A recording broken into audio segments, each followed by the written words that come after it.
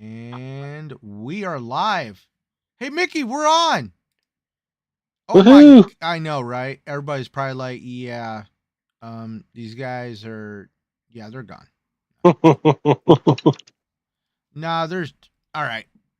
So everybody, And we you are can catch live. this on Hey, the Mickey, we're replay, on. Whatever, what have you.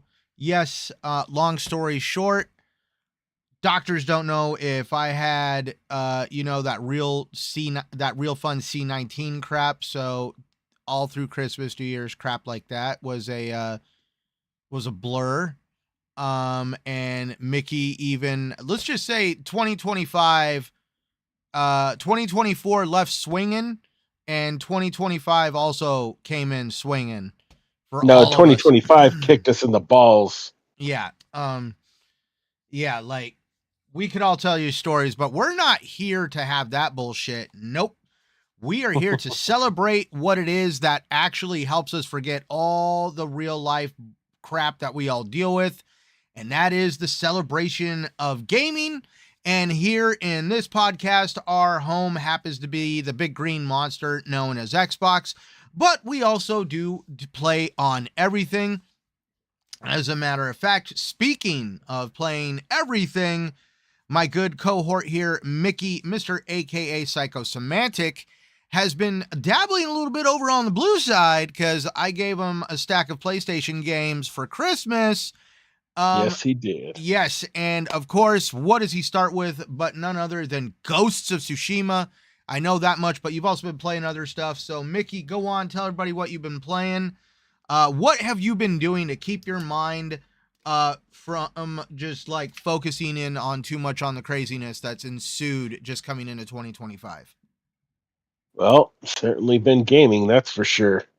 Because that usually is what helps me keep my mind off of all the bullshit that we have to deal with, and that we have been dealing with. So, obviously, yes, I dabbled into Ghost of Tsushima. Wow, that game is really cool. I haven't heard much of the story because I've had the volume down because me and my wife have been watching the Traders show. It's the Traders, Traitors, and it's freaking addictive.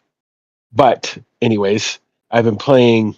I've been playing Ghost of Tsushima. It's a beautiful game, fun. The fighting is, the fighting mechanics are really smooth. Great game. Really enjoying it. And then aside from that, obviously, Xbox. Phil and I have we beat the base game of Aliens. We're going to be working on the DLC soon. Or no, we did beat the DLC, didn't we? We beat the big boss on the DLC on Aliens. No, oh my Right, god, Phil? I'm over here just bitching into the microphone with it on mute.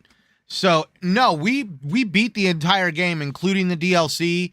On normal, right? Right, On on normal. normal. Now, for anybody that listens to this show that enjoys Alien Fireteam Elite, feel free to hit me up on Xbox or even Twitter. And, like, I'm going to say right now, we're looking for more players because we do want to get into doing more of the veteran stuff. And you can't Mm-hmm. drag any of the bot. Like, there's two bots in the game called Alpha and Beta, and those guys could sometimes be as dumb as a box of rocks. And so, yeah, we're not going to drag that because I want to get my prestige ranking back up and I want to start leveling the other classes. So anybody that enjoys Fireteam Elite, like, again, just hit me up. But no, what happened was, like, just to show you guys, like, just how stupid the end of the year and the beginning of the year has been. So I bought Mickey the DLC for World War Z because I knew that as soon as we beat Fireteam Elite, that we would need another service style game to keep us satiated. Because when Mm-hmm. you're in like a party chat, you don't want to play anything with a story most of the time because you don't catch anything that's going on. So but listen, I bought it for Mickey, and we have yet to even fire the game up and play the DLC. So that's where we're at on that. Um, But is there any other games you've been playing? Because I know you've been saying Power World and like, dude, I know you Mm-hmm. like all over the damn place. Yeah, I've been playing Power World. Um, Usually, if I'm at the end of the night or whatever, I have Magic 2015, which is Magic the Gathering, and I played that. Funny, I downloaded Bejeweled 3, been playing the crap out of that, and also I downloaded Genshin Impact, Yeah, Blue has been showing me a and lot about that. I'm very close to that being one's done pretty with. cool. I'm very done with being very close to being done with Elder Scrolls Online. Like, I mean, like, I know I don't mean like, oh, I hate it and I don't want to play it anymore, guys. I'm like running out of content, which we'll dive into that here later. But um, Yeah, I've got to get freaking I know I got to my start running my stuff Mickey through the together on there content. too. And that also goes out to anybody else. Anybody else that wants to play Elder Scrolls Online, again, DMs are open. Absolutely. And so at least for me, just real quick lowdown, I was bedridden for at least 2 weeks. And then I spent another week and a half nursing my wife because I spread it to her. And so, yeah, that was fun.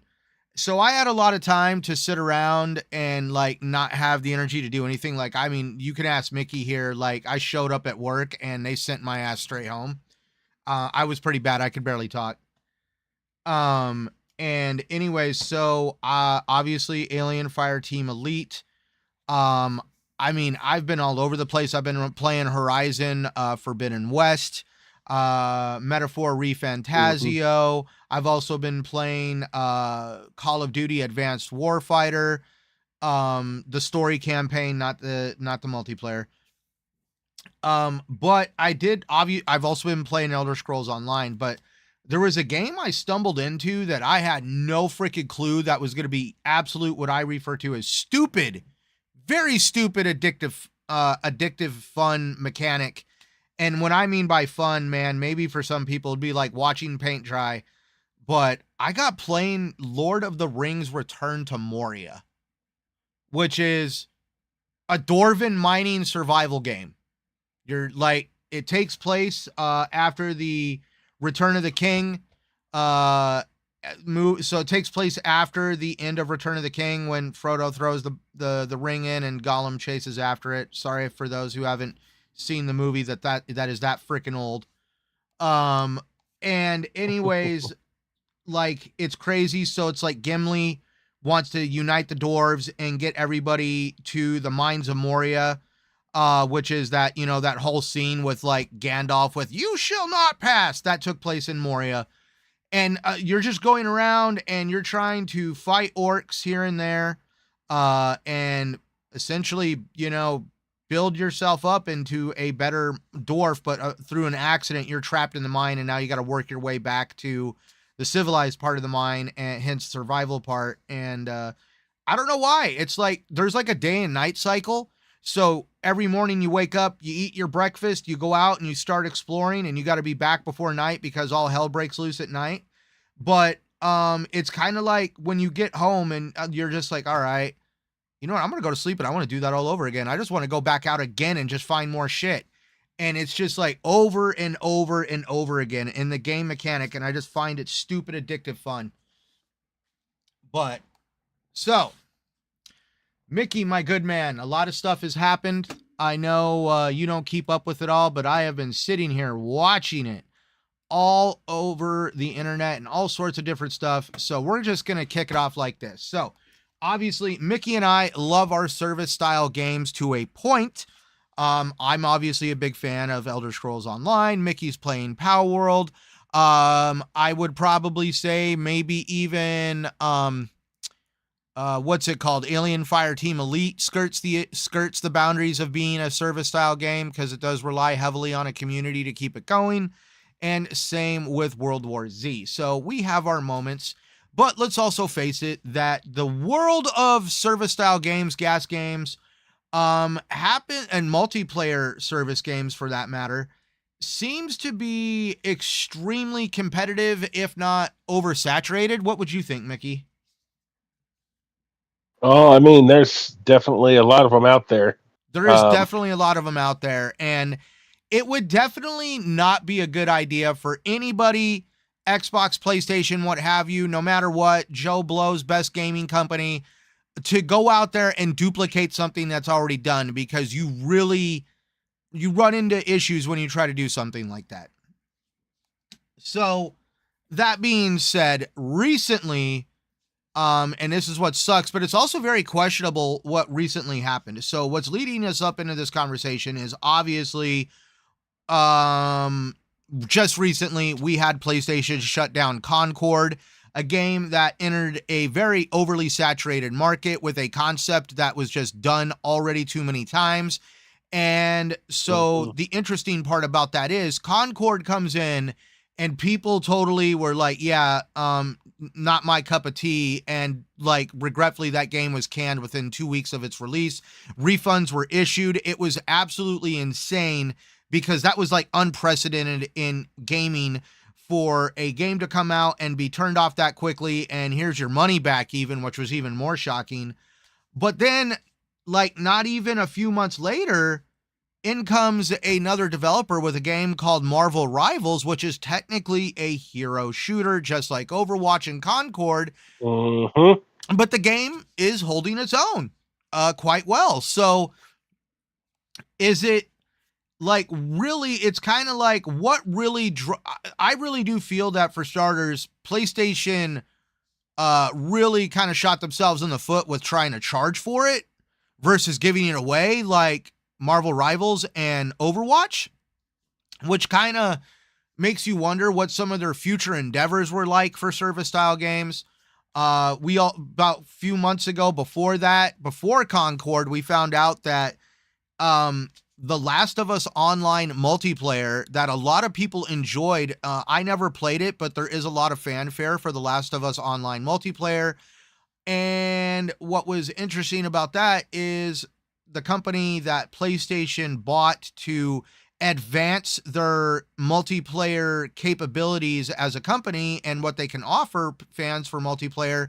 Obviously Destiny developer Bungie, for whatever reason, came in and told, as a consultant, told them that the Last of Us multiplayer was not, in my opinion, it probably wasn't.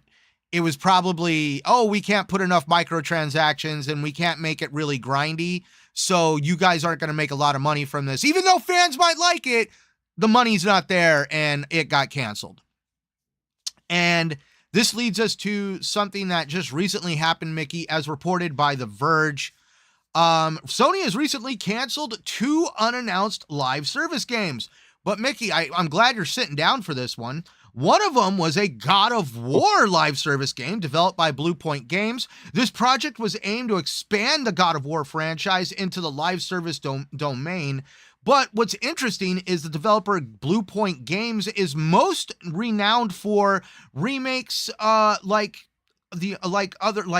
they had something to do with Demon Souls and some other remakes on the PlayStation side. It's actually one of the reasons why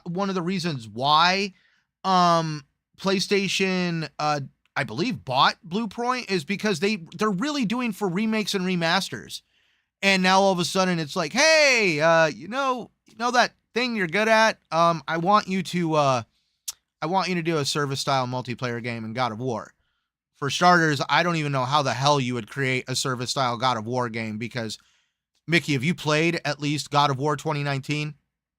A little bit of it? I've played a God of War, the one that I have for the PS4. That's the 2019 one. Is it? Yeah. So I Is it have the played one that one. is it the one with his son on the cover? It is. I can tell you. Hold on. God, I hope the God he's not going to Um, come out and like be like, oh, it this is is. Where's? Oh, it's already on the bottom. Yes, it is the one with his son on the okay. front. So that's the Yeah. 2019 one. God of War, at least the ones I've played, like, the one that came out in 2019, very well narrative driven games that really don't scream turn me into a multiplayer. I'm just saying that. But the other game that was canceled was for an unannounced title that was an unnamed project by Bend Studios. Now, for those that don't know, Bend Studio was actually the developer behind Days Gone. I got to get Mickey that game because I don't really want him to miss out on it, but it's also a tragic little story behind Bend Studios' Days Gone, because in my opinion, that was a damn good game that was plagued by bullshit political narratives that were driven by the gaming media. And yes, the game came out to a rocky launch, but we've all seen games come out with rocky launches that they turn into very well put together games. And this could be said about Days Gone. I enjoyed the game. I was ready for a sequel. And then lo and behold, for whatever reason, Mr. Jim Ryan, the previous executive over at PlayStation Games, the executive leader, decided to tell them, no, you're not going to be doing the sequel. And the studio wanted to, like, I heard like even the studio had drafted up a concept and a synapse for a sequel, but it was just like, nope, you ain't going to do that. And that was like Jim Ryan, in my opinion, one of Jim Ryan's biggest mistakes. And instead now it looks like Bend Studio it was working on a live service game that was canceled. Despite the project's termination, Bend Studio remains operational with efforts underway to determine the future endeavors. But also, it also looks like Blue Point Games will also continue to operate without any announced layoffs. Now, that's the other thing too, though. Like, layoffs are still a very predominant thing in the gaming industry currently. I really hope that, you know, both of these studios can come out of the situation of PlayStation canceling these games unscathed. But it just goes into bigger problems of why are we taking developers that are known for doing, it's like, Mickey, it's kind of like where we work. You know, there's guys at our job that are good at electrical, and there's guys that are good at welding. I am not going to stick the dudes that do electrical on welding because they are literally going to put two pieces of metal together and create pigeon shit. Get what I mean? Mm-hmm. And for anybody that understands welding, you'll understand that terminology. But yeah, that's why I just kind of like laugh at that situation that here we are. And it appears that there is rumors from a couple of like articles on the internet that supposedly that there's all like Horizon Zero Dawn, Horizon Forbidden West, two very well done games. I'm almost halfway through Horizon Forbidden West, but it looks like there's possibility of a Horizon MMO. So it just seems like my concerns right now is we have PlayStation that is essentially throwing, to me, it's one thing to waste money, to be like, hey, I tried. It's kind of like going out on a business venture. Like, I'm just saying, anybody here could probably relate to this. Trying to start your own business, there's a lot of wasted money, but at least you could say you're trying. PlayStation or Sony seems almost borderline throwing money away, which is a very egregious thing to do in business, because it's like, you know, it's one thing to say like, hey, Concord's not doing great, but we're really trying here. It was just like, can it, all this money, you know, hundreds of millions of dollars on development in all of these service style games. And we're not really seeing very much come to fruition. And now where does this leave PlayStation's offerings, not only for this year, but next year and the year to come? Like, I understand. Yeah, I'm like, right now, Mickey, I'm pretty sure everybody's going to be like, well, you know, they've got like, you know, like Insomniac Games or whatever, what have you, the Wolverine game. Okay, cool. But y'all weren't excited for that Naughty Dog trailer with the chick slurping down the Slurpee. So, like, I'm just saying, like, they have thrown hundreds of millions of dollars away on development of games that are not even going to come to market, or if they did, they got canned very quickly. Concord. That seems like money that they could have given to one of these studios like Blue Point or Bend Studios to actually create a viable product, rather than being like the Joker in The Dark Knight Rises or whatever, The Dark Knight, just lighting the money on fire like a fucking crazy person and just burning it to the ground like with no value whatsoever. Mm-hmm. What do you think about all this, Mickey? Like, because it does, like, it just kind of like makes you wonder, like what is PlayStation going to offer? And then I also threw out this crazy tinfoil hat idea. Everybody's always up on Xbox, like, oh, Xbox is going multi-plat. They're releasing all these games on PlayStation. They're obviously desperate. Well, what if it's the other way around? We all know that PlayStation has a long history of money-hatting games and, throwing money at a situation. Like, we all know that PlayStation, when they don't have much to offer, they go out and throw money at the situation and make sure that there is at least something on that console, and they don't give a shit where it comes from, because we all know how No Man's Sky worked out. They threw him under the bus. We know that they will literally buy up any content that they can to throw it on there just to have something on their console. And that's where I threw out the tinfoil hat theory.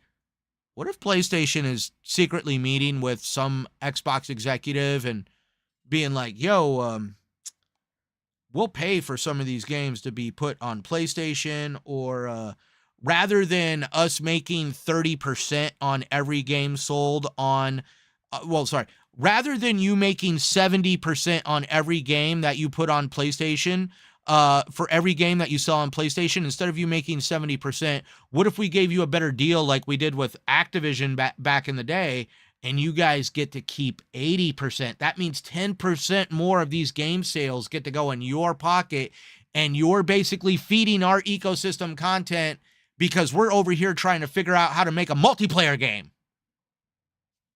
What do you think, Mickey? Well, I think Sony just needs to get and pull it together, because I mean, all the cancellations and then putting out games and then canceling them within 2 weeks or whatever. I mean, it's a waste of money, and it honestly looks bad on the company too, because you didn't even give people a chance to play Concord to really figure it out. I mean, they gave up on it so quick, and then to be putting out a live service God of War game, and then just be like, oh well, we're gonna cancel it. It's like, dude, you guys are like a girlfriend that can't make up her mind. It's like, fuck. I mean, it seems from what I've heard, it's like they just can't figure it out, or they're just, I don't know. It's kind of weird, Well, if you look at what their business model has been for years, it's been like an obsession with movies.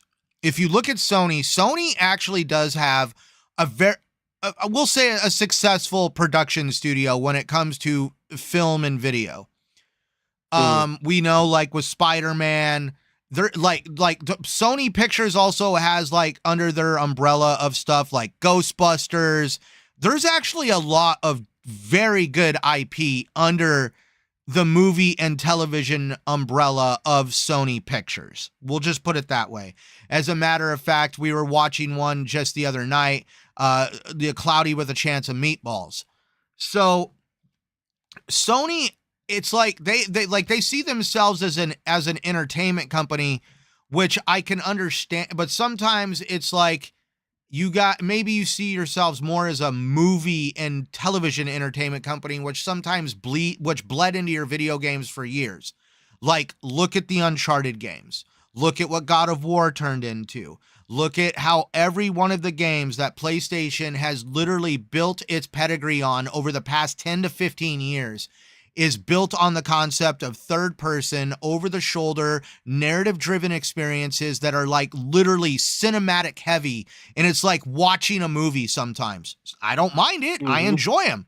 But it just feels like when you become hyperbolically focused on something, it's kind of like it's very detrimental. Like, it's kind of like where I work. for many, many years, Mickey could talk about this, many, many years, when I started working for them in 2007, they were very hyperbolically focused on just sales of units. They didn't worry about the sales of parts to fix the units. They didn't worry about even servicing the units. It was just selling the unit itself and not worrying about any of the other stuff. And then the recession happened in 08, 09, and that's where we had the oh shit movement, where it was like, now we got to change our strategy. Luckily, somebody like me and Mickey were around where we pivoted, and we literally helped them build a parts and service department that actually, as now, like, I've worked there 18 years almost, and here we are 18 years later, and the parts and service department has grown threefold, and it is the biggest money generator that this business has, and it has weathered numerous financial issues out here in Arizona. And that's where that's where you need to be smart. When you can't be hyperbolically focused on everything, you got to create diversification in what you do. And that's where I feel like where PlayStation really, really messed up is they became very hyperbolically focused on these narrative-driven experiences, and they just let Xbox continuously be what became known as the bro shooter box. Because for the longest time, that's what they bit. Like Xbox literally became known as the bro shooter box because of Call of Duty. And then PlayStation 4 came around and they're like, oh, we got Call of Duty and we don't need to worry about multiplayer games because we have this great deal with Call of Duty. And then they got caught with their pants down, no pun intended, that when Xbox bought Call of Duty. And that's when, PlayStation realized that they became too reliant and codependent on another company to provide their content for them, just like I think they're going to do right now with what Xbox is providing to their ecosystem with what they're offering, like with Indiana Jones going to come to the console in spring. What up, Adidas? Salute to you, good sir, and Sanchez Gaming. Yes, PlayStation. PlayStation is dead. I think the PlayStation that people are used to is dead. And we're definitely going to see some new things coming along. And I still hold to this ideal that, I really do think that PlayStation is all for Xbox helping feed their ecosystem right now while they like Mickey and I both agree. Mickey even said it, while they aimlessly waste money on trying to figure out how to create a multiplayer franchise. But this is the funny part, Mickey. And these are games that I need to expose you to. Mm-hmm. Gosh damn it. There's my Elder Scrolls freaking login alarm. How many people have an alarm on their phone to remind them to get their daily? Anyway, so hilarious. Mickey, hear me out on this. You get the fans on social media are constantly asking to be satiated with multiplayer experiences from Resistance: The Fall of Man, Killzone, SOCOM. There is lots of multiplayer experiences that PlayStation can use to basically get fans excited, and they can literally play on the nostalgia that there is a lot of fanfare for some of these previous games. But no, we want to turn God of War, just because God of War sold millions as a single player game, it was not known for multiplayer. Resistance is Resistance: The Fall of Man, Killzone, SOCOM, all of these are franchises that have strong backbones in being able to be a multiplayer-esque game. But no, we want to try doing Horizon Forbidden West MMO and God of War. And that's where I'm just like, guys, the IP and the content is there. Why are you not taking the initiative to listen to what fans are demanding? It's almost like, don't you hate that when, you have that kind of parent that is like, no. You don't know what you're talking about. I do. Don't argue with me. You just sit your ass down and you eat what I put in front of you. All right. Well, we all see how that's working out. So, anything you want to add on, Mickey? Because I know you talked about PlayStation needing to get their shit together. No, they just literally need to get their shit together. I mean, there's some of their games that I really enjoy and stuff. It's, and I plan on getting a PS5 to enjoy the, the next gen, some of the games on the next gen console. But Just don't get into the PS5 Pro. Don't fall into that trap. You know, I have a PS4 Pro, and Mhm. I just really feel that I feel like the PS4 Pro was a way better thought out machine than the PS5 Pro. I think the PS5 Pro was entirely intent to be a device for very hardcore centric gaming fans of the PlayStation brand, Mhm. and it doesn't really offer any significant value. And I say that respectfully, but when you're paying $800 for $700-800 for a console, at this point you're getting into some pretty like questionable territory, because there's like you get into PC gaming for not too much more and have a little bit more of a better experience, plus have access to a lot more games. So now you're just kind of like skirting that. But Mhm. now Mickey, the real reason we bring this up, and this is what like sparked this conversation, because obviously PlayStation is canceling games. We come into 2025 with PlayStation canceling games. But now, here we are. Tomorrow, this is basically the eve before Xbox is going to do their first show of the year with the Developer Direct. Now, there's some stuff about this Developer Direct that is a little bit different from years past for me, but we'll talk about that later. But Xbox for like the past 2 years has been doing this Developer Direct in January, where they highlight some games that have already been talked about. And we'll at least get into those 3 games right now. But that being said, everybody, Xbox actually has a pretty stacked year with some games. And that's where we're just going to start here on this one. So, with the Developer Direct, 2025 is poised to be a landmark year for Xbox enthusiasts, with a diverse lineup of highly anticipated titles to launch on Xbox Series X and S and Game Pass. So, first one, Mickey, releasing it looks like February 18th, right around the corner, done by Obsidian. You know which one I'm talking about, Mickey? Come on, Mm, anybody in the chat, raise your hand. No? Okay. Obsidian, I'm trying to think. Avowed. Oh, duh. Duh. No, you're all right. So we have Avowed. Obviously developed by Obsidian Entertainment. Those who are actually known for doing the Outer Worlds and, of course, Fallout New Vegas. Set in the rich world of Eora, Avowed invites players to embark on a journey filled with magic, exploration, and deep storytelling. This first-person RPG promises a captivating narrative and intricate world building. And I know that since its announcement, there has been a lot of excitement from fans. There's been some people that want to try to, drag a controversy, but it seems like no matter what Xbox does, like there's like, okay, guys, like I asked Mickey, I am actually into data analytics, and just recently, in doing some math, and even in using a little bit of an AI to help come to this determination, because I can't read the internet that quickly. But when it comes to articles about Xbox directly, from what I have been able to see, is for every positive article that is written about Xbox, basically an article that highlights the anything positive about the brand, there is sometimes three negative articles written.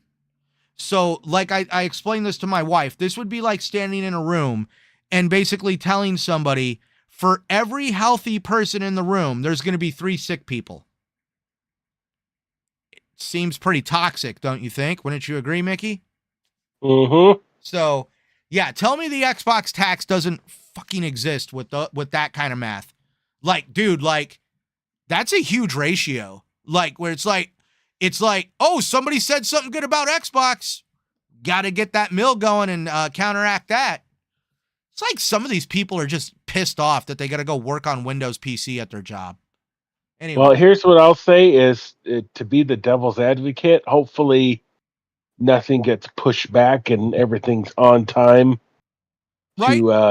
to release, because Well, at least before we get into like right now, we're only talking about the 3 games that are going to be in the developer direct. The first one is Avowed. Mickey, are you excited about this game? Oh yeah, definitely. What has excited you about the game? Like, what have you seen about the game? Because I'd rather lead off of you. So I think I've only seen the few clips from the show that we watched there, where they kind of played a little bit of it, and but games like that where they're fantasy driven, which I'm meaning because there's different types of fantasy. I mean fantasy like I'm a Dungeons and Dragons guy, which is why I love Skyrim so much. So games like that always pique my interest and get me excited. So I'd like to see the differences in the gameplay and how you build up your character, magic, things like that, weapons, et cetera, et cetera. So it seems like that style of game.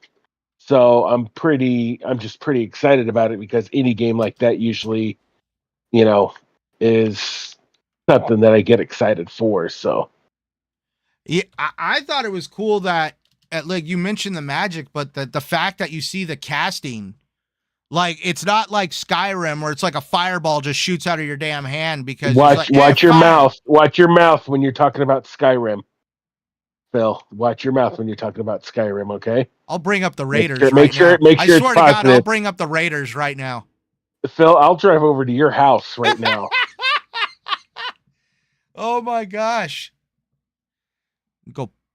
I didn't say. What do you want me to say about Skyrim? I was just saying that Obsidian kind of took what Skyrim did, and they were like, "No, we're gonna sprinkle some goodness on that shit, and like we're not just gonna have a fireball fly out of our damn hand. No, we're gonna see somebody like wave their hands like the last freaking airbender, and all of a sudden like some shit flies out of your damn hand." Well, that's cool and everything, but it sounded like that curveball was turning a little negative. So no, what are you talking about, dude? Okay, just checking. Dude, just making sure. Dude, are you serious right now? We have a full conversation plan for Elder Scrolls. Are you fucking kidding me? Wow. Tell me how you really feel without telling me how you really feel. Jeez. But no, Avowed looks great. I'm loving the fact that obviously that first person perspective, it looks really colorful, looks very detailed. I'm excited to see some of like that possibly like I feel like, and I don't even like comparison of games, but like we saw in the Outer Worlds, the different characters you can interact with. I feel like that's going to be prevalent here because we've already seen like different cultures and even different species of humanoids. We saw them fighting the bear with the sword and the magic, but then also they pull out like a flintlock style pistol. So it's like going to definitely take what put Skyrim on the map, and I really do want to see this put Obsidian on the map as just another well done first person fantasy RPG. And so yes, there's a lot to be excited about when it comes to Obsidian's Avowed. I look forward to what the developer direct is going to reveal tomorrow. And like you said, man, like we're all hoping that none of this, like as far as I can tell, the only game right now that is slated with a release date in this developer direct is Avowed. And I know that the game, I believe, was supposed to come out a holiday last year, and it got delayed to February of this year. So I'm really hoping history doesn't repeat itself and it doesn't turn into that big of a shit show. But I have my faith in Xbox. I just say it, I have my faith in Xbox. I'm not going to be one of those that try to be like, oh, here we go again. No, But now here we go, Mickey. Now the second one that's got a lot of people talking about the game, especially since they saw its reveal trailer and that guy running around with the chainsaw style shield. Of course, we are talking about Doom: The Dark Ages. It is slated to come out sometime this year. It's going to be the second game that's going to be revealed on the Developer Direct. Comes from ID Software. And it is a bold departure from its traditional sci-fi setting on Mars. Doom: The Dark Ages transports players to a medieval world, exploring the origins of the Doom Slayer's rage. This prequel delves into a darker, more brutal narrative, blending the franchise's signature fast-paced combat with a gothic atmosphere. And since its reveal, the game has intrigued longtime fans eager to experience this fresh take on the iconic series. Mickey, have you played any of the Doom games? Mm-hmm. I've played a couple of them. The last one, I believe, I played a little bit. But I've played a little bit of the Doom games like way back in the PC days. So PC Doom is different compared to like what we got on the Xbox One forward. It's still the same. It's still the same.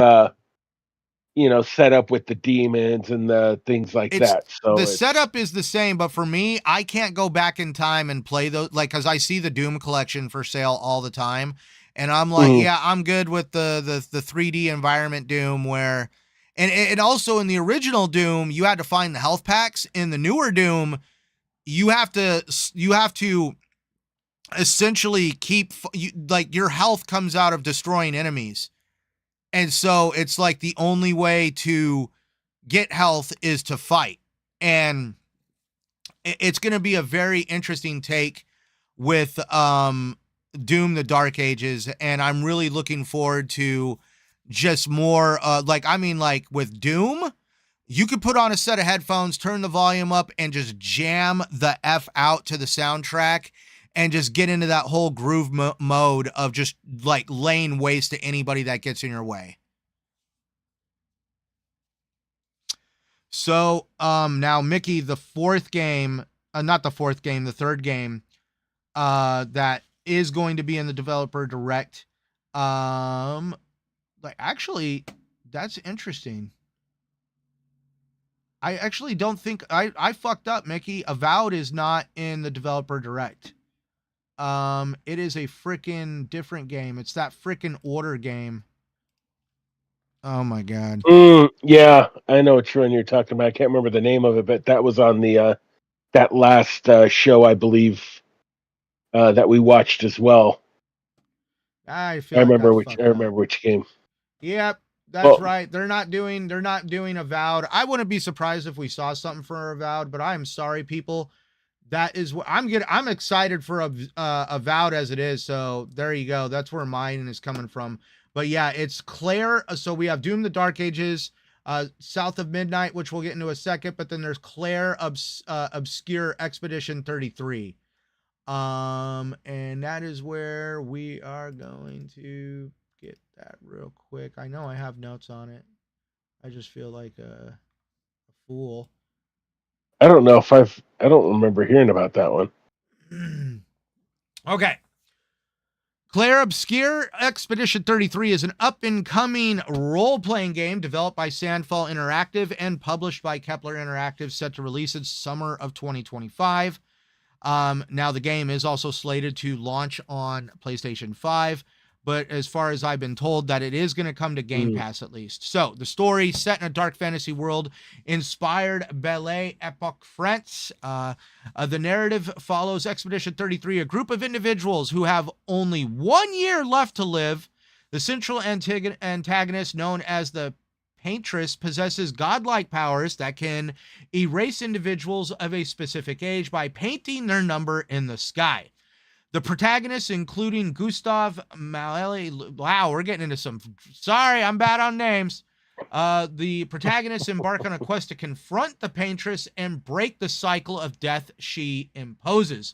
The highlights of the game combine traditional turn-based combat with real-time mechanics, introducing quick-time events and time-based actions for both offense and defense.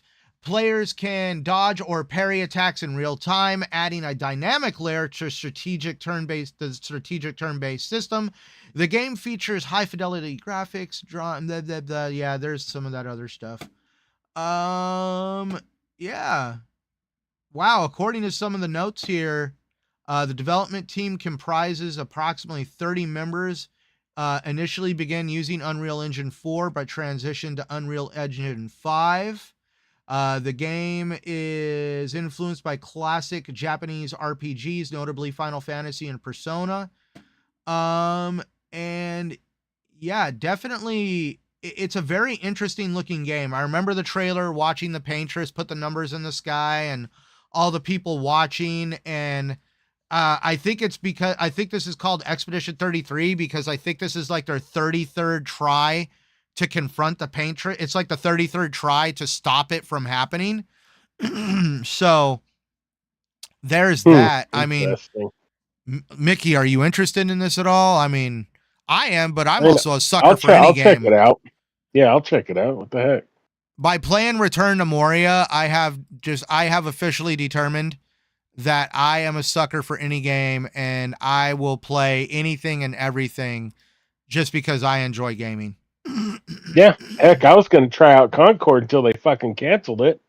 So I guess that's not going to happen. So yeah, I'll try out any game too. I guess it's easier to say I'll try it when it's on Game Pass, when they're like, oh yeah, for $40. Dude, I could only imagine how the people felt like when they got their money back for Concord, where it was like, oh, thank God I got my money back. Because could you imagine, like, hey, thanks for the $40. Later, suckers.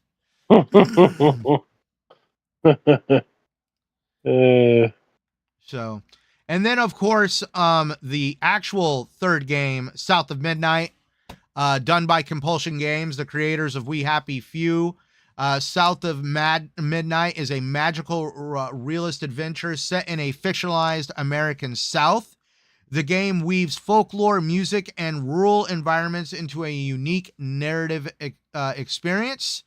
And with its announcement, we have had fans sparked with curiosity and anticipation, looking for innovative storytelling and atmospheric world building.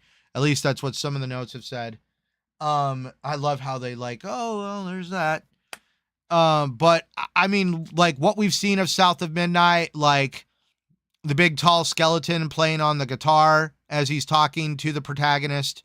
And then we also see the protagonist riding on the back of like a fish with and then there's also like a giant alligator. The look of the game looks very interesting, and it does have me very curious on the story. And it's also really good to see that, you know, these developers are still able to craft these single player experiences without the idea of like that looming shadow of like, oh, you got to somehow, you know, put microtransactions and multiplayer into the game. Because I feel with Avowed, which we get in February, that's going to be a single player experience. South of Midnight comes off as a single player experience. Expedition 33 sounds like a game that you're going to be able to play by yourself and with friends. Doom is going to have a single player experience, but like with Doom's past, there is going to be a multiplayer mechanic that's going to be, you know, obviously tacked onto the game. But I mean, like, there's a lot to be excited for with Xbox, especially when it comes to single player games. But now we've got but now Mickey, with the ad for this developer direct, it showed 3 tiles. It showed South of Midnight, showed Expedition 33, and it showed Doom the Dark Ages. It actually showed Compulsion Games ID, the company that is making Doom, and then it also showed the developers, what are they called again? Sandfall Games. It really showed the developers' names on the advertisement, but it showed a 4th tile with a question mark on it. Now, last year, Xbox brought Square Enix to the developer direct, where they revealed There was like Trials of Mana and some of the other Mana games that were remastered and put onto current gen consoles. Hmm. Excuse me. So this year, there's been a lot of stuff bounced around. We have Sanchez Gaming in the chat. Definitely hyping Xbox's Play Anywhere, cross buy, cross save. So yeah, Xbox is really known for that. That's one of the main reasons why I enjoy being on Xbox. And if some of the rumors serve Sanchez, they're trying to get a lot of these games to also work on PC. So my library can be on two platforms, which I think would actually be really cool. But then you also jumped in and said Subnautica 2. Subnautica 2, definitely. I actually played a little bit of the first Subnautica. I didn't play like the spin-off game, like the Frozen one. But Subnautica, I need to probably, now that I'm more into playing like this Return to Moria, I think I'm ready to go like back into Subnautica and really give that a good old college try, because I'm pretty sure I'll be more excited to play it now.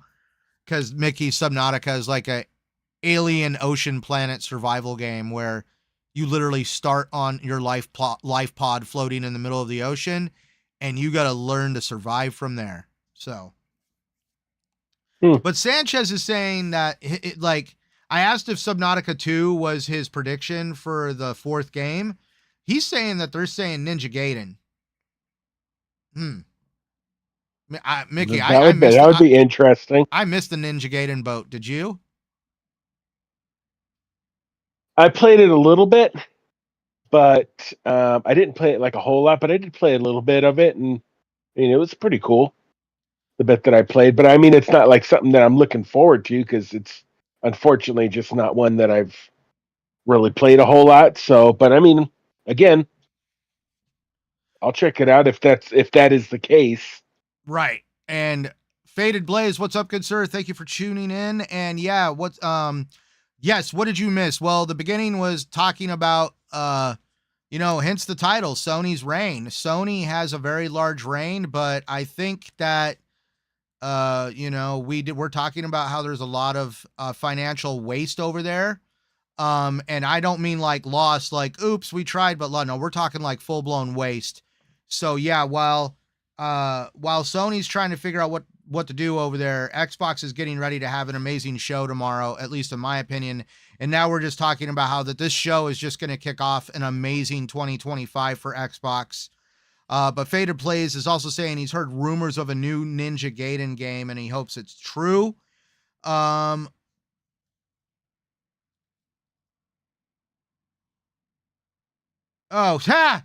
Okay, not trying to change subjects, but I have a hot take. Microsoft will purchase Ubisoft if as AC Shadows flops, because Lena Khan just announced that she's leaving the FTC. So actually, Faded Blaze, I've talked to Mickey and Blue about this. She was going to leave no matter what. She does not have the political alignment of the administration coming in. And we all know Xbox bought Bethesda under under Trump's last administration. They bought Bethesda. So yes, the gates are opening up for Xbox to probably have a little bit more leeway when it comes to being able to make more purchases. But also, I think it's interesting. Are we going to see Xbox continue to play nice and do multi-plat games because they were trying to play nice and not let regulators come in and act like they're trying to monopolize the system? Or is it going to finally come out like I talked earlier, Faded Blaze, with Mickey, that is PlayStation potentially behind the scenes giving Xbox a little bit of extra cash flow because PlayStation has nothing to satiate their fans and they're relying on Xbox to create content for their ecosystem, just like they did with Activision and other developers in the past when they ran into situations where they didn't have much to offer. And with recent events, we know PlayStation has wasted a lot of money on service style games, and they seem to not be backing down from trying to find a multiplayer service game that will support the ecosystem. So I just, best of luck to PlayStation while they find their new identity. Isn't that right, Mickey? So, That's funny. moving on though, now we're going to start getting into other games. So let's really look at, Xbox again, Stack 2025. We got Avowed coming in February. We've got the Developer Direct, which is going to highlight Doom, the Dark Ages, South of Midnight, and of course the I always forget it, Claire Obscure Expedition 33. Now Expedition 33 happens to be a multi-plat game, but Doom the Dark Ages, I probably would not be shocked. I think that even says here that it is going to PlayStation 5. And South of Midnight is going to be, from what it looks like, at least an Xbox exclusive, but is yet to be determined if it's going to be a timed exclusive, because if memory serves me right, I think We Happy Few was also on the PlayStation 4. So Compulsion Games has been known for doing multi-plat games, and like for me, it's like I don't care about the games going to other platforms, because no matter what, the exclusive for me is I can play this game for $20 on Xbox Game Pass, or I can buy the damn game if I want to. Where on the PlayStation side or the PC side, unless they are signed up for Game Pass, they have to outright buy that game. So the exclusive to me is the value that Xbox is offering to me as an Xbox ecosystem adopter, that my dollar goes further in the Xbox ecosystem. So speaking of going further, we have another game coming out supposedly in this year, another one from Obsidian, The Outer Worlds 2. Building upon the success of its predecessor, The Outer Worlds 2 returns players to a universe filled with space exploration and sharp humor. While specific story details remain under wraps, the game is expected to expand on the original foundations, offering a larger and more immersive experience. And like we all know, we also heard that it is coming to the PlayStation 5, but yet again, it will also be on Game Pass. I played The Outer Worlds twice. I played it when it first came out, and then I bought the corporate, like the company approved edition, where it came with all the DLC. I did not pay for the Xbox Series XS updated edition. I just bought the one that came with the DLC, and I went in and replayed that game with all the DLC, and I still had fun playing that game start to finish. Very fun game. Love the witty humor and just the zany nature of just some of the shit that can take place, and even some of the storylines, like the guys that live on the planet, like where it's like the only thing that they can eat on the planet is fish. Their main export is fish. And so the company that runs the planet makes everybody live on fish to the point where everybody just lives in this state of depression because they can't eat any more fish. So, That's funny. Mickey, did you play The Outer Worlds? Yes, I have. Oh, is that your ESO alarm? No. No. Anyways, back to The Outer I Worlds. I have played Outer Worlds. It actually is a pretty fun game. I need to get more into it, but then again, I've got a whole freaking library that I really have to get into. So dude, if you get into Avowed, like that's what the thing I gotta say, man. Like, if you could get in, like, I'm gonna say it right now, if you could get into Skyrim, you should be able to get into like Avowed and Outer Worlds, because those games are like right down that alley. Now, the cool part is about Skyrim is a game where you could lose months of your life, where at least with Avowed, and I can even say the same with Outer Worlds, you're not going to lose months of your life. These games actually have a very reasonable amount of hours to their enjoyment, but they're not also overly bloated with just stuff to basically make you play the game longer. It's like Obsidian was very respectful with your time in creating a very well thought out product that is just right when it comes to like time of play. So, and then we got another game, Mickey, that's supposed to come out again this year. These are all this is all shit that Xbox at least has revealed to us, and it just feels like the roadmap for Xbox is miles longer and a lot more solid than the roadmap over on PlayStation. So another one on the roadmap of Xbox is, of course, Fable.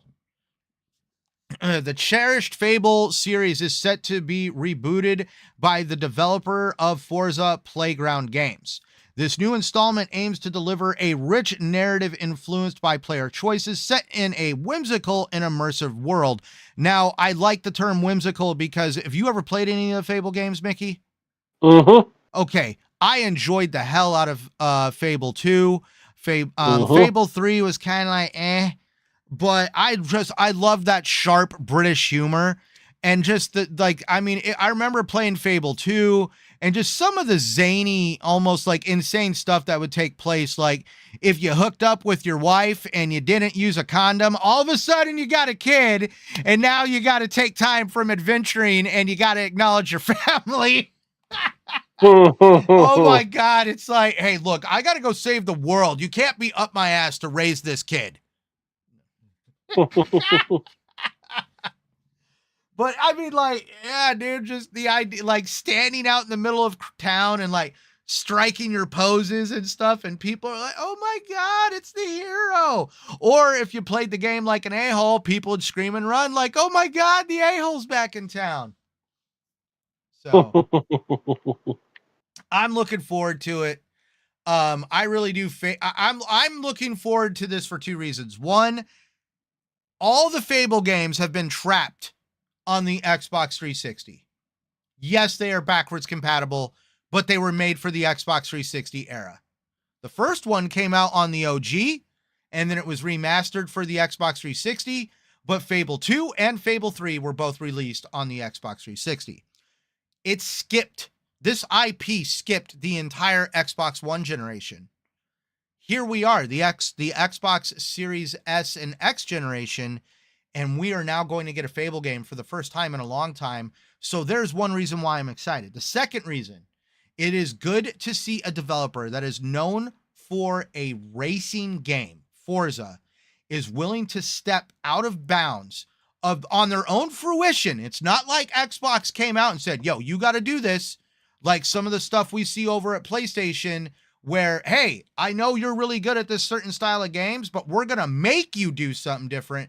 No, Playground Games came out from what I've read and heard, and they were like, no, we want to do this. And we want to show that we can do more than just racing games.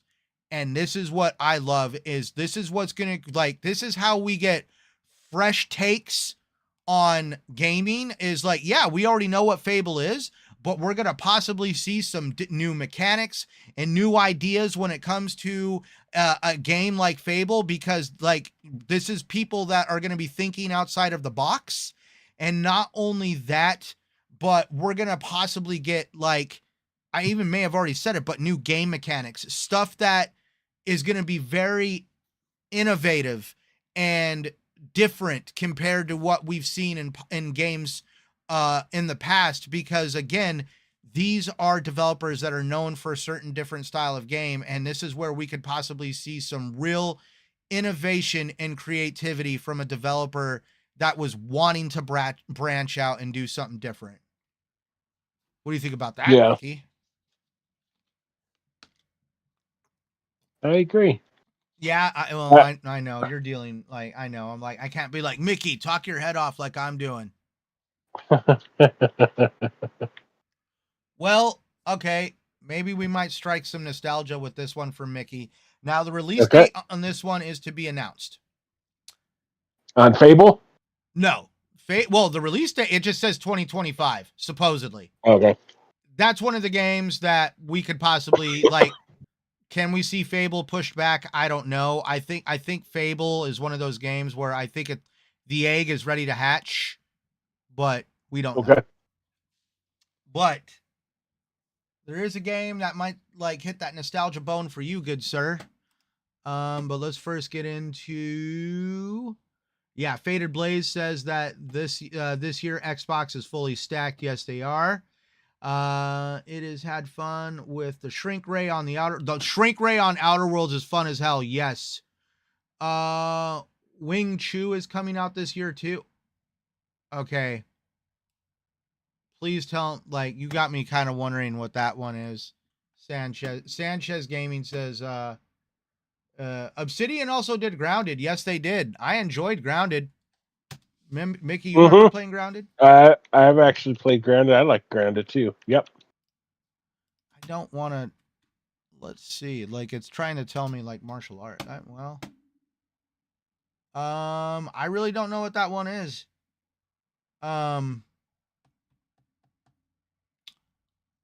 I really don't know what that one is, Sanchez Gaming. I will be absolutely truthful on that one.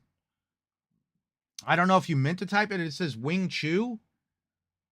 So I don't know what that one is. I will be entirely honest. But he also said Obsidian did Grounded. That's another survival game, but I think like we need to get into that one too. I want to give Grounded a more fair shake. That's for sure. Mm-hmm. I played it when it first came out, but I haven't played it with all the new content and stuff since it's had its full release. So, Faded Blaze, the only thing about Fable is it will allow us to create a character. Fable historically allowed it. The only thing about Fable is will it allow... You're right. Will it allow us to... Where there'll be a character creator. He said Fable historically has allowed us to create characters. I really hope they don't get rid of that. Because, like, that was some of the funnest parts of creating your character. And also with Fable 2, I liked how your character aged. And by the time I was done with Fable 2, I had, like an old man with dreadlocks down to his ass with a big old beard. And I was like, yes, this is my hero. He must, he's saying Fallen, Tarnished Gamer, Fallen Feathers, Wu Chang. Xbox had it at the, there we go. Ian, he came in and said the same thing. Okay, let's check this out.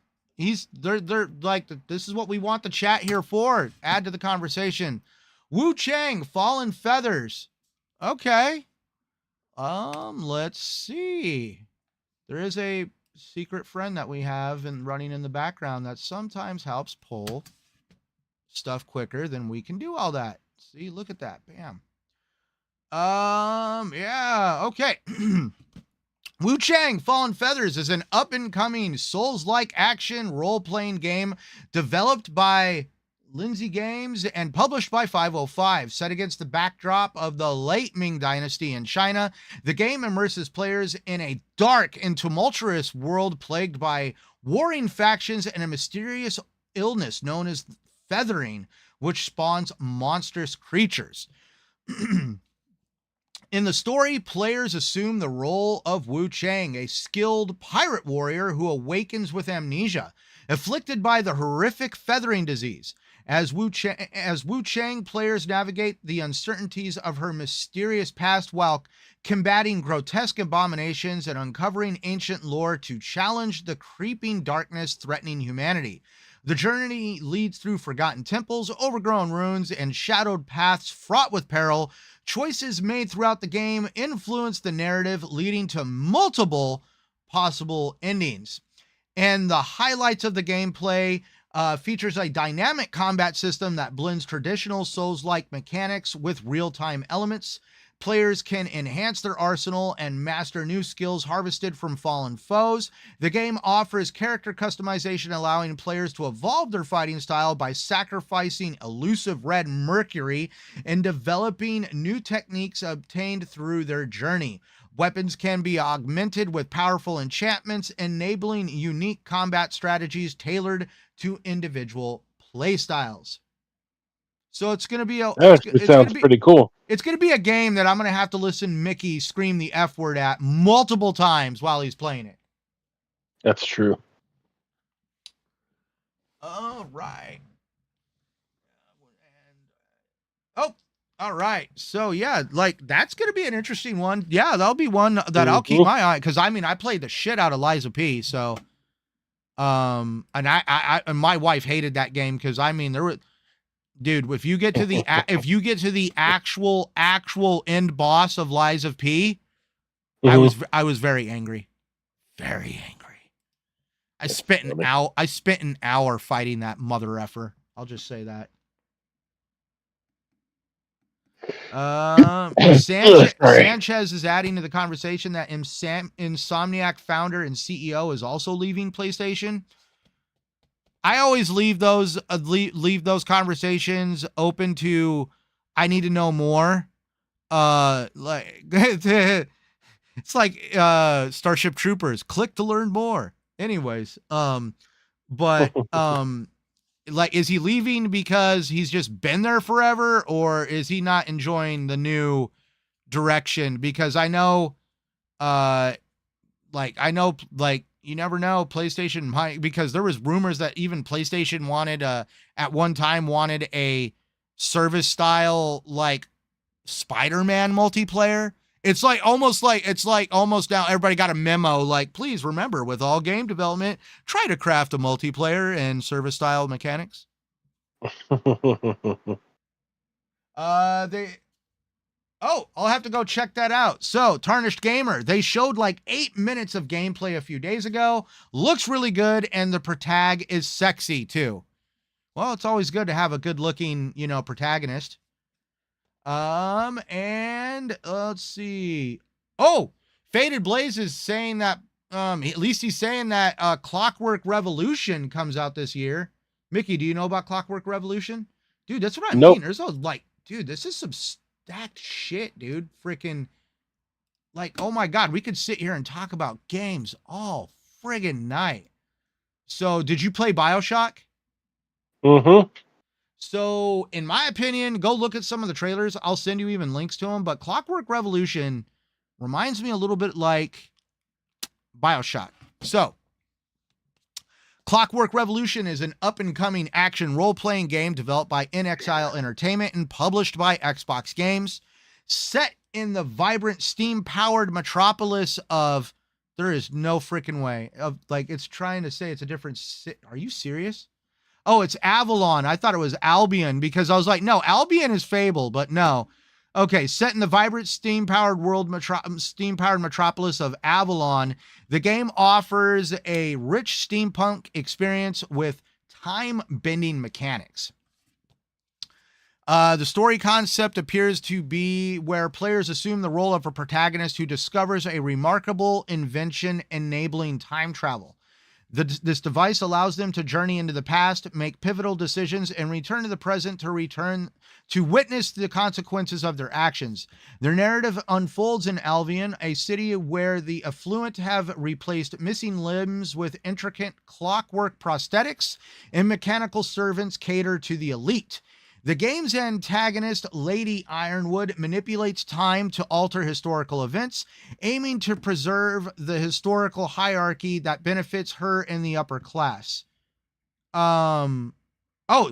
She's wanting to change the historical events that are basically what made the social hierarchy that benefits the upper class. But that's interesting. It says her. Like, why would you? It seems like, so I want the rich to be able to continue like crapping on the poor. I'm curious how that's going to work. Players will navigate this complex world, making choices that influence the city's future. Clockwork Revolution features first-person gameplay with a focus on time-bending, combat, and role-playing elements. Players utilize the chronometer, a time-traveling device, to revisit past events and alter them and return to the present to observe the outcomes of their decisions. The game offers a variety of weapons, blending steampunk technology with late 19th century firearms, including revolvers, lever-action repeaters, and modified Gatling guns. This combination allows for diverse combat strategies and immersive interactions with the game's world. And Clockwork Revolution marks In Exile Entertainment's first AAA title under Xbox Game Studios, representing a significant expansion in scope and budget for the studio. The game was announced at the Xbox Games Showcase on June 12, 2023, with Chad Moore serving as the game director and Jason Anderson as the principal designer. In January 2024, In Exile partnered with Shapeshifter Games to co-develop the project, aiming to enhance the game's development with additional expertise. So... Yeah, Mickey, you'll have to go check out that. I mean, it looks like a really In my opinion, I hate using the word pretty, but it definitely looks like a really good game, in my opinion. But to get back to the nostalgia that we were talking about, like another game, like Xbox is just like the game company that keeps on serving. I mean, it's like Christmas in January, and I'm curious on how this is going to all unfold throughout 2025 and 2026. So that being said, Mickey, these games, it literally says to be announced. So I don't think these are coming out this year. I don't know if they're coming out next year. They could. Mm-hmm. But Mickey, what made you buy an Xbox 360? So if you're talking game wise or who? Game wise. Hell, you can even Game talk wise, about like who and the game wise. it was Larry. And why? Larry's actually the one that got me into the Xbox. And Into the Xbox the guy 360. Larry that he's talking about, he like I'm gonna tell you right now, he's actually a huge Xbox fan, and he's owned all the consoles, PlayStation and Xbox.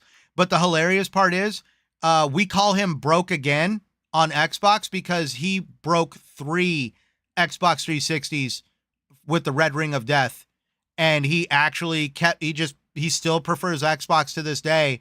But as a joke, he calls himself Broke Again because it's just what stuck because he kept buying Xboxes. Yeah, he's my cousin, and he's a wonderful person, and he got me into PlayStation. And the first game, as a matter of fact, about the game before my Xbox. I remember this. You just said he got you into PlayStation. Or What's got me going on here? into Xbox. You know what I mean. But Yeah. anyways, I bought the game first to make sure that I was going to get the Xbox, and that was Gears of War. Yes. And so here we are, man. And Gears of War was an amazing game. We all remember those opening moments of Marcus Phoenix sitting in that jail cell, being broke out by Dom, and like, here's your weapon, here's your gear, we got to get you out of jail. And it's just like, why is this dude in jail? And we've always kind of wondered, like, we know we've got like little hints and bits and pieces in the games. I know there's established lore and like literature and also on the internet on what exactly Marcus Phoenix did. But here we are going into the video game realm of now we have another Gears of War game slated to come out, Gears of War E-Day. And for those that are not informed, E-Day stands for Emergence Day. So, serving as a prequel to the original trilogy of Gears of War, Gears of War E-Day explores the events of Emergence Day, focusing on the brotherhood between Marcus Phoenix and Dom Santiago. Set in the city of Kelowna, the game combines intense third-person action with horror elements, aiming to capture the series' core theme of camaraderie and survival. I'm excited about this game, and I actually happen to be looking forward to what we are going to learn about Emergence Day and possibly learning about what has led up to why was Marcus Phoenix sitting in that jail cell? Like, what was the actual story behind it? And I'm looking, and I really hope that this is going to be a resurgence of the love and passion for Gears of War, the franchise. I understand Gears of 4 and Gears 5 built upon what the first trilogy did. Now, that being said, the first trilogy was done by Epic Games, and then Black Tusk Studios that got turned into the Coalition under the leadership of, at the time, Rod Ferguson, did Gears 4 and did Gears 5, which kind of like was a continuation of the story that was created by Epic Games. This is now the Coalition going back and getting into, in my opinion, what the essence of Gears of War was. And it's going to be nice to see the Coalition get in touch with the roots of Gears of War, but also not dabbling into the woulda, coulda, shoulda of the future. Like, I know a lot of people didn't like all the robots of Gears 4 and Gears 5.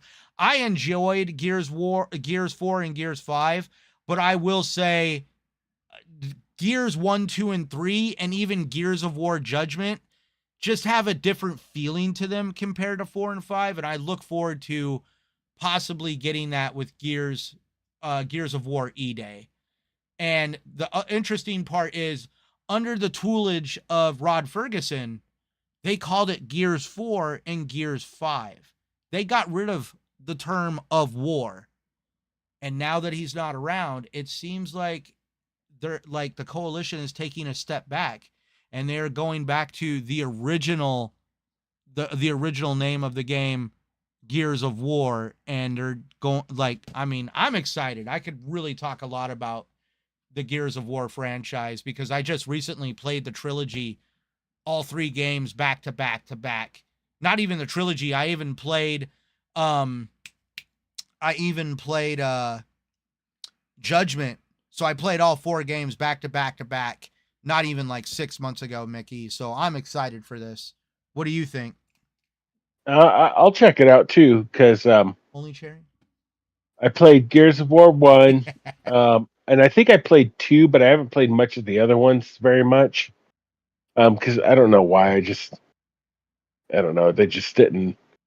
I don't know. They kind of stopped appealing to me or something. But I'm willing to give this one a chance and check it out and see how it goes. Again, I'll check them out and see what happens. Maybe it'll get me. Maybe it'll get me enticed to want to play the series again. So Hell yeah, man. I mean, like, dude, I'm going to say it right now. I go back and I still play stuff on the Xbox 360, and sometimes it's really nice to play a game that you can beat in like 10 to 15 hours, and you don't got to like pack a lunch or like, feel like your backlog is getting miles long because you're just playing this game that just has way too much into it. So, and Mickey, we've got some spice and we've got some laughter in the chat. For starters, we got Sanchez MTZ coming in with Larry the Goat. That's funny. And then we got Faded Blaze with the spice and the smoke. Yep, and ponies are funding these Xbox games because Sony don't have Game Pass, and they paying full price for everything Microsoft publishes. Exactly. Faded Blaze, I expect E-Day gameplay this spring. I want to be horrified like I was on the first Gears when I went against the Berserker for the first time. Dude, the first time you see, Mickey, do you remember the Berserker? Yep, they're fucking crazy. Dude, that was like iconic. You're just like, what is that noise? And all of a sudden it just comes through the wall, and it's like, he comes blitzing through, yeah. And it's like, oh yeah, by the way, she's blind, but she can hear you quite well. Mm-hmm. And she'll run your ass down. Oh my God. I will say, dude, Faded Blaze, yes. The first time you encounter the Berserker in that small little space, very iconic moment. Definitely. And it took me a while. It took me a while to beat her too. She kicked the shit out of me kind of like over and over again. That's one of those ones where like you're in a game like you can't shoot it, just run. All right. We have another game, Mickey, that is speculated to be possibly talked about this year. It might not be at the Developer Direct. It could be at their summer showcase that we see with the Summer of Games.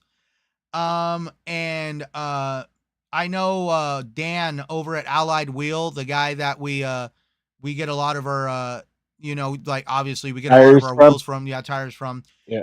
This guy has a huge like PC setup for these games. And when I say setup, I mean he's got the chair, the steering wheel, the stick shift, the full curve wraparound freaking monitor to get that look playing the game. And I mean, by the time I mention steering wheel and stick shift and chair and pedals, we all know we're talking about Forza. But more importantly, we're talking about Forza Horizon 6. Now, this is where Dan says if this game does not take place in where it's speculated to take place, we riot. So, Forza Horizon 6, while official details are yet to be confirmed, rumors suggest that Forza Horizon 6 may explore Tokyo, Japan, offering a new and dynamic setting for the acclaimed racing series. And that would be absolutely awesome because I know fans of Forza have been clamoring and demanding for a long time that that game take place over in Japan. Because there is a lot of car culture over there. The car culture over in Japan is extremely different compared to the car culture over here in the United States, and also the car culture that you see over there in the UK, because we already know with Forza Horizon 4, that took place over in the UK. And so now it's time to really bring this like full circle and really get excited for I mean, like I'm ready to see this game take place in Asia. Yes. Sorry, I'm kind of like being distracted. I don't know what's going on with our characters on the screen. I think I remember this footage. This is when we had some issues with disconnects. The character was just like walking backwards and I'm just like, okay, that ain't right. That's fucking distracting. Okay. So, but yeah, I mean, like, Mickey, I know you've played some of the Forza games. What about anybody in the chat? Would we be excited for Tokyo, Japan for Forza 5? I mean, Forza 6. I mean, think about it. The rice burner cars, just that old school, like,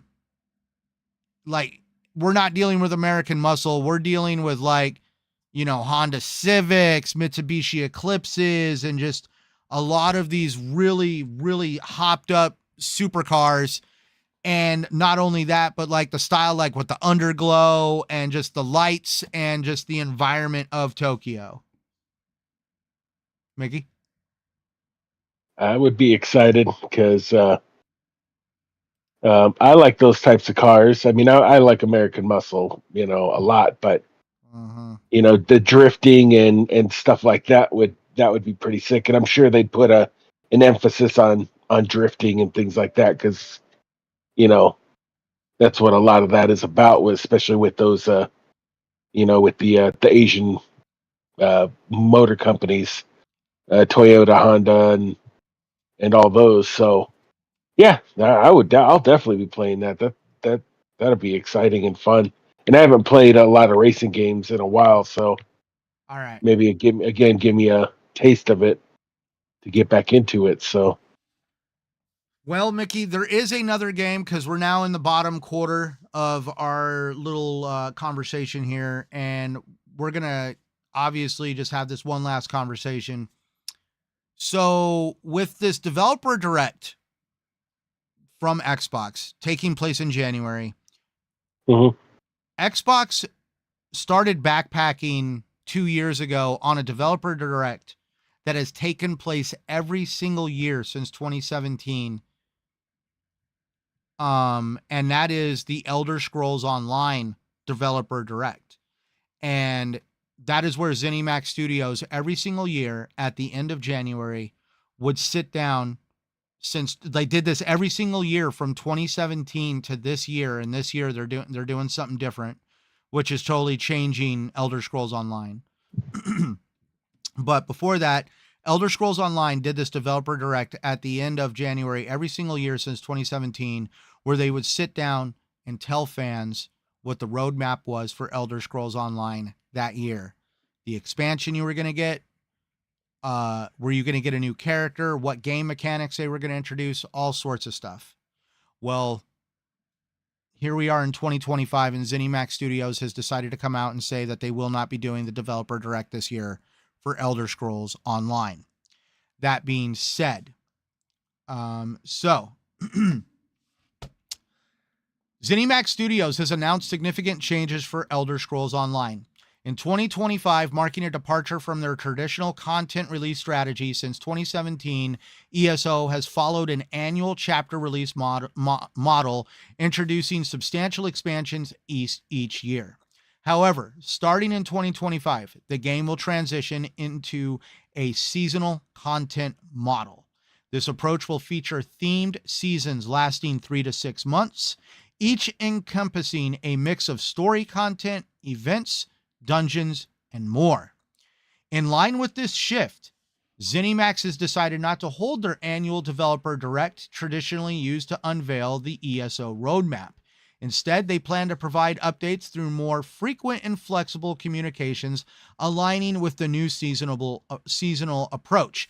And the thing is, they already did one of these announcements on Twitch, so it does look like they're doing them in like a streaming nature. But I think they're just using like streaming and possibly also putting it on YouTube. And they're not making these big grandiose, like freaking hour-long deep dives into what they're doing. This change aims to offer the development team greater flexibility to experiment and adapt content based on player feedback and evolving game dynamics. Additionally, the developers are focusing on enhancing the game's core systems. Plans include increasing the difficulty of standard overworld combat and introducing group-based zones to provide a more challenging content for players. These initiatives reflect a commitment to keeping ESO engaging and relevant for its diverse player base. And I know as of right now, Elder Scrolls Online technically only has one group zone, and that is Craglorn. And that is like the zone that opens up when you beat, like, I believe, like the end game. And that's where all of a sudden you get put in, like, you know what Craglorn is. It's like the zone in the middle of the game. Mm-hmm. So it looks like they're wanting to introduce more group-based zones like Craglorn, because like for those uneducated to Elder Scrolls Online, you could go anywhere in that game and play pretty well by yourself. But when you go into the group areas, unless you have a high level character, you're going to get your ass handed to you. Or if you go into a group area by yourself, when it says group, it generally means it wants you to bring people with you. So now that being said, Mickey, because we're not getting what Elder Scrolls Online has delivered every single year, in my opinion, that leaves a little bit of a gap this year, because Elder Scrolls Online always released their annual expansion in June every year. And now we have a little bit of an opening, like, well, what are they going to do? I mean, like, Elder Scrolls fans can sometimes be a little eccentric, including myself, and including Mickey, as we all saw. He wanted to like cut me deep just because I made a comment about Skyrim. Jesus Christ. But Whatever. with this gap, we all know Xbox is wanting to talk about other games during their developer direct. Now, this is where, again, plop goes my tinfoil hat. Elder Scrolls Online, or Elder Scrolls in general as the franchise, has been known for talking about what they're going to release in June, at the end of January. I don't know if this is going to be the fourth game where you get a deep dive, but I do think that there is a possible shoe-in for a fifth game that is going to be the worst kept secret in gaming outside of Fable. And Mickey, this is where we're going to dig into another game that, you know, I'm excited for, and I hope it's not fake.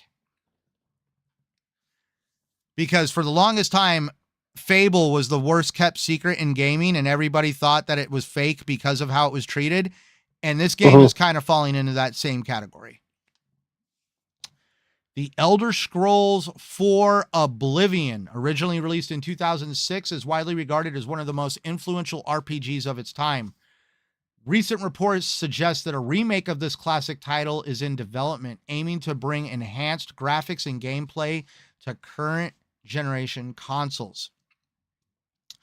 The developer Virtuos, The studio, known for the up-and-coming Metal Gear Solid 3 Snake Eater remake, is reportedly leading the development of the Oblivion remake. The remake is also said to utilize Unreal Engine 5 for rendering new graphics while retaining the original Oblivion engine for core gameplay mechanics and physics. Beyond graphical improvements, the remake is expected to introduce several gameplay refinements. Stamina system adjusted to make it less restrictive for players. The user interface is more simplified and modernized to appeal to a contemporary audience.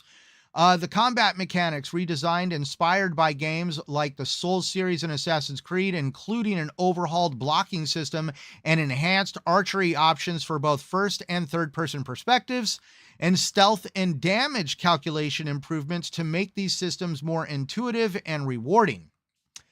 Now, that's where the suspected release date has some industry insiders saying that it has a potential release window of June of this year, which falls in line with what Elder Scrolls Online has been doing as a franchise for years, where the game comes out in June, but it was hyped and announced in January.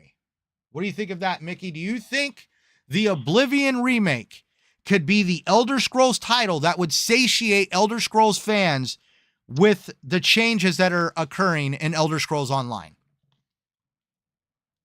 Yeah, absolutely. Because the only other game that I know of that is Elder Scrolls related is Elder Scrolls 6.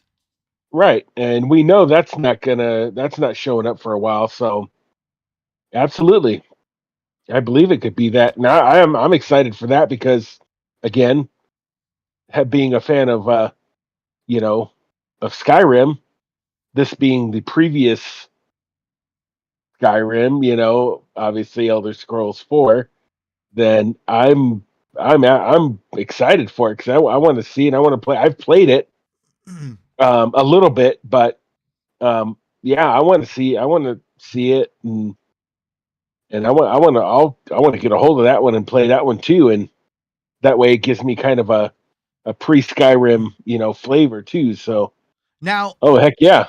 and that's where like there is reasonable speculation for this, because the release of an Elder Scrolls 4 Oblivion remake could serve to bridge the gap for fans during the transitional period of Elder Scrolls Online. Here's why. The June release tradition. Bethesda has historically favored releasing Elder Scrolls content, including major chapters for ESO in June. This aligns with industry patterns and fan expectations, making June 2025 release for Oblivion Remake plausible and strategically sound. And then 2, ESO's shift to seasonal content. The move away for ESO's annual developer direct and roadmap announcements might leave a perceived void for longtime fans who are accustomed to consistent, structured updates. An Oblivion remake could help maintain interest and engagement during this shift by providing a nostalgic, single-player Elder Scrolls experience. Then 3, fan expectations. The Elder Scrolls community has been eagerly awaiting news of Elder Scrolls 6, which is still several years away. Offering Oblivion Remake could be a strategic way to satiate fans' desires for new content while reinforcing the franchise's legacy. 4, historical precedent. Bethesda has a history of releasing remastered or reworked versions of its games, example being Skyrim. The success of these editions multiple times. I know it had actually said examples: Skyrim Special Edition and Anniversary Edition. So it's like 2. I spent Skyrim a lot of money on Skyrim, by the way. So we all have. The success of these editions shows the company's willingness to revisit older titles to sustain fan interest. And 5, cross-promotion potential. The release of Oblivion alongside ESO's seasonal content shift could bolster engagement across both platforms. Longtime fans of the franchise might be drawn back into Elder Scrolls Online after revisiting Oblivion, or vice versa, fostering a crossover appeal for the two games. So, I mean, like I really tried to think this out when I was like really having these ideas and, really trying to like put this together, because I don't want to be like, Mr. Tinfoil Hat over here. I want to actually give a good sound conversation to this. And oh, thank you, Legendary Yobi. Thank you, good sir. It's great to see you.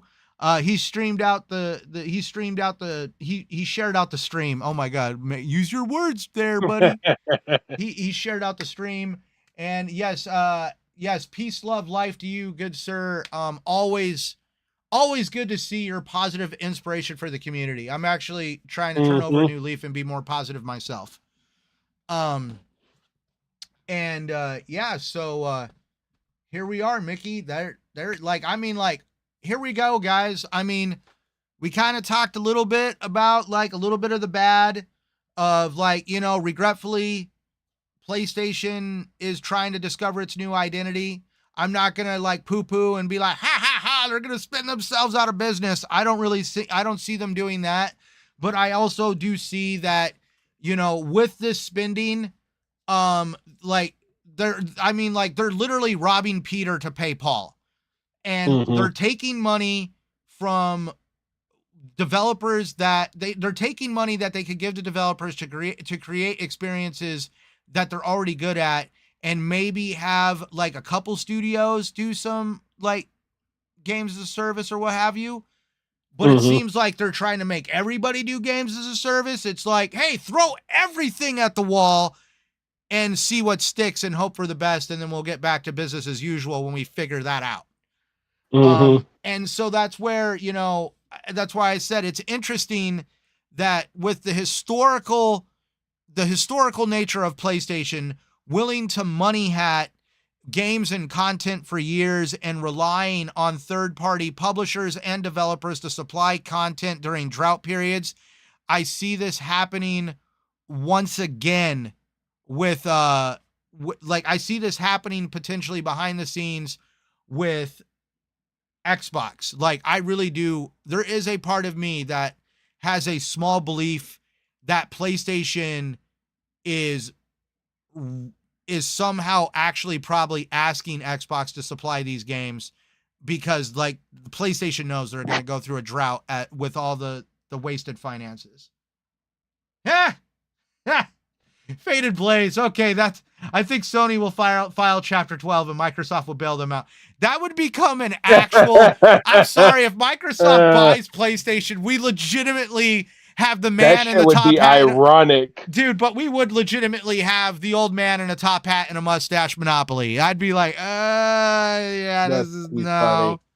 Like, guys, I'm sorry, but just as much as I don't like people saying they need to see, like. And I'm not saying to anybody here or anybody that listens, I'm talking about the gaming media that constantly beats that stupid ass drum of Xbox needs to go out of business.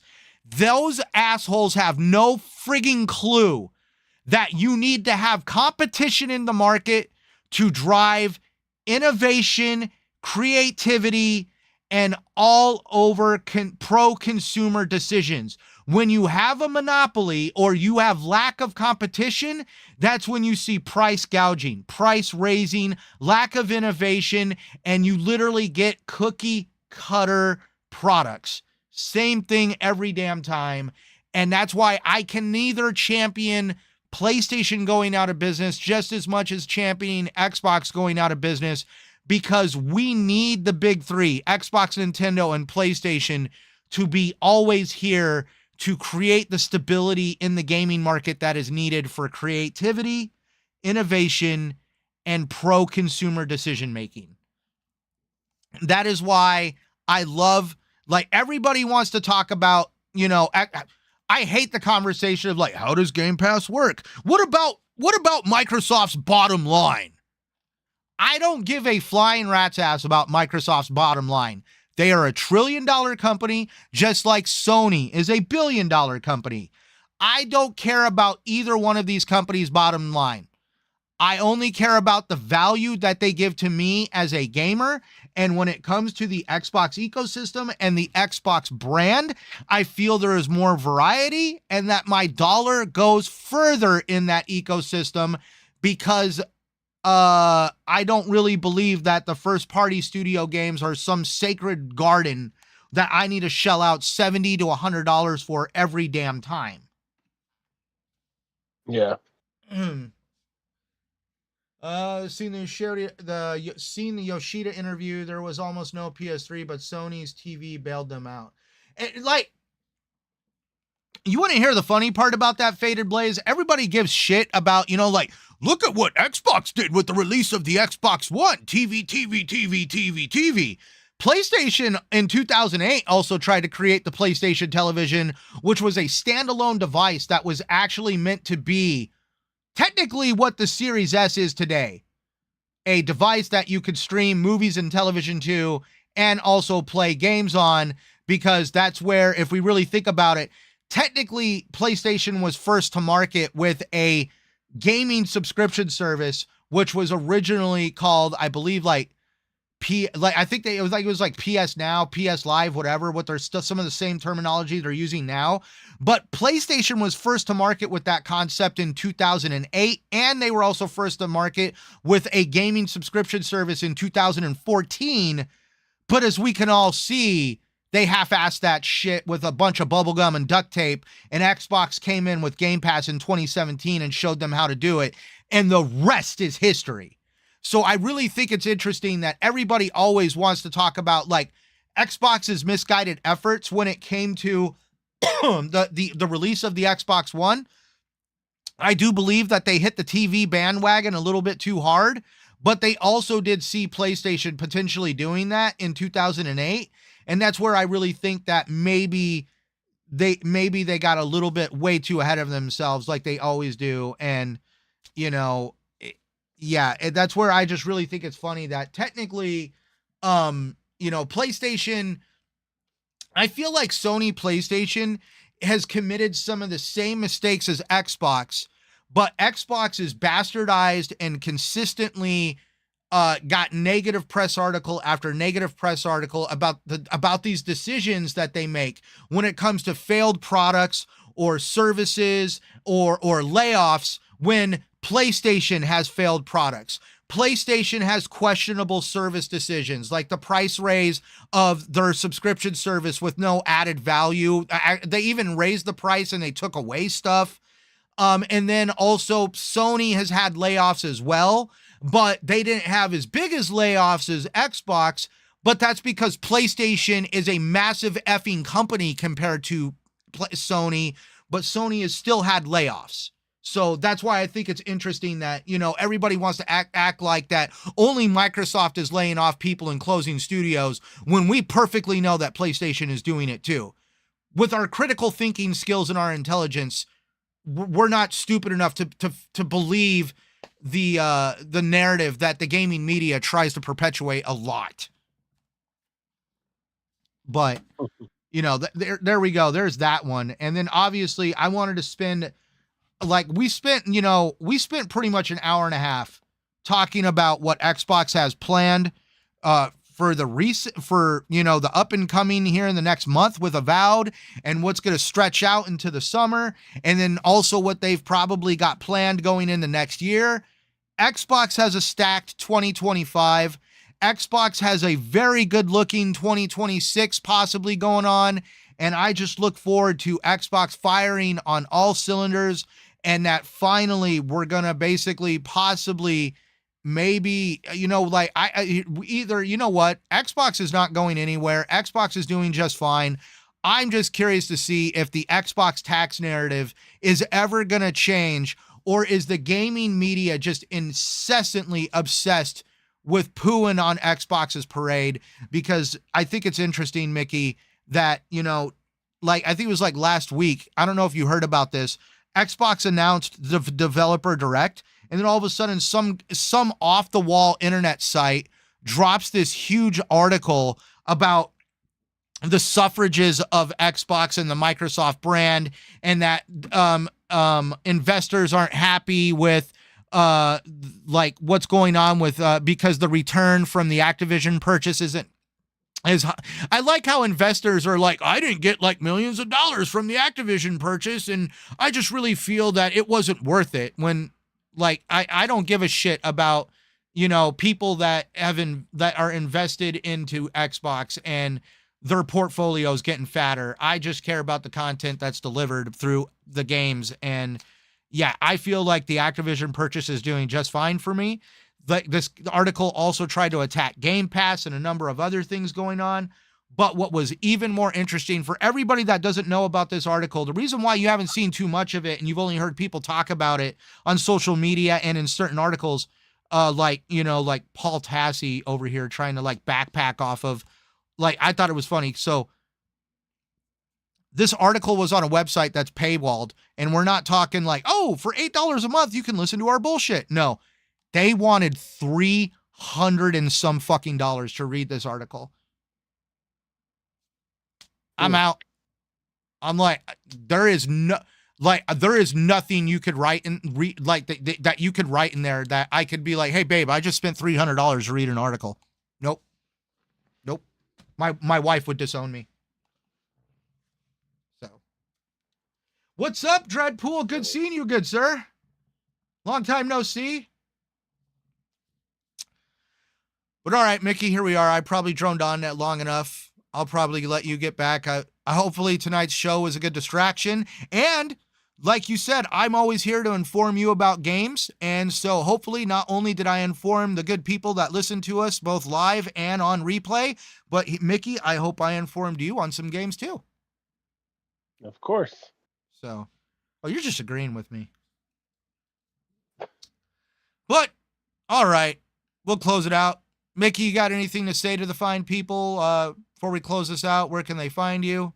Well, I'll say thank you guys again for showing up, especially with us having been gone for a while. We appreciate you. Thanks for hanging with us. Thank you for listening to us, when you guys do. So you can find me on Xbox under Psychosemantic, SYKOSEMANTIC. And Phil and I usually are always on together. I mean, if we're having a rough if you day guys see sometimes, me online and in a party chat with somebody anonymous, chances are this is anonymous. Correct. Yeah. That's true. So That's like, true. I'm dead serious. If you see me on there, I'm not on there with anybody that's like that would get mad if you showed up. Like, it's always like, just the other night we had 108 Dragons Lemon drop into the chat and hang out with us and talk. And like, for anybody, please go check out 108 Dragons TV. Lemon is an awesome individual. He does great content. And I mean, like, he is one of those that takes content very serious. He got the good fortune of being able to go to the Game Awards. He always goes to like the PAX shows and other gaming conferences. Really, really awesome guy. And also another person that dropped really good content, Mr. Dreadpool in the chat here.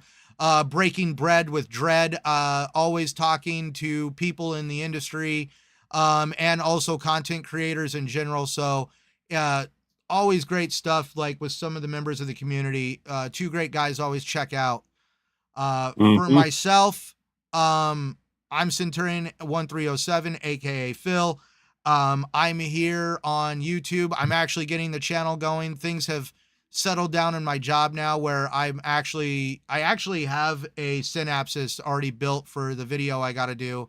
But I'm going to try something new. I've got new editing software and stuff like that. And I'm going to start playing around with some things. You know me, go big or go home, nothing too small. But also, so always keep a lookout for content and podcasts on this channel.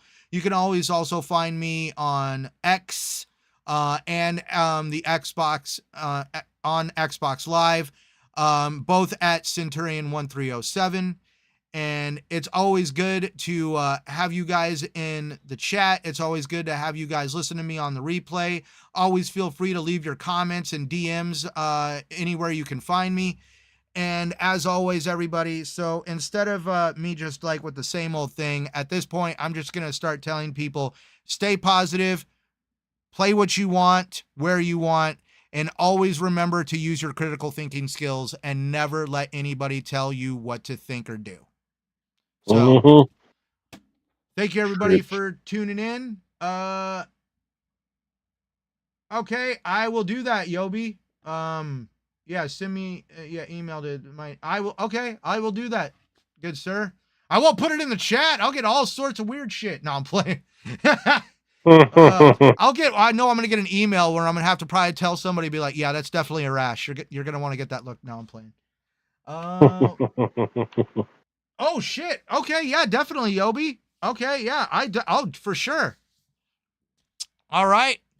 Thank you, everybody. And until next time, great seeing you all here, and I look forward to seeing you next time. Peace out. Okay, bye. No, I'm playing. Later, everybody.